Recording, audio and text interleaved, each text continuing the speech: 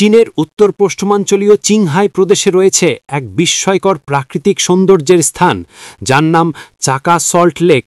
এই লবণ হ্রদকে বলা হয় আকাশের আয়না, কারণ এখানকার সাদা সাদা স্ফটিকাকৃত লবণের স্তরে প্রতিফলিত হয় নীল আকাশ, ভেসে যাওয়া তুলার মতো মেঘ, আর দূরের পাহাড়ের ছায়া, যেন প্রকৃতি নিজেই এঁকেছে এক বিশাল আয়নার ছবি। সকালে সূর্যের আলো পড়লে পুরো হ্রদ জুড়ে ঝলমল করে ওঠে রূপালী দীপ্তি, আর সন্ধ্যায় সূর্য অস্ত দিলে লালচে আলো মিশে তৈরি করে অপরূপ দৃশ্য, যা যেন স্বপ্নের কোনো রাজ্য। প্রতিদিন হাজারো পর্যটক আসে এই হ্রদের পাড়ে। তারা হাঁটে পানির ওপর দিয়ে, যেন আকাশের মধ্যে হাঁটছে।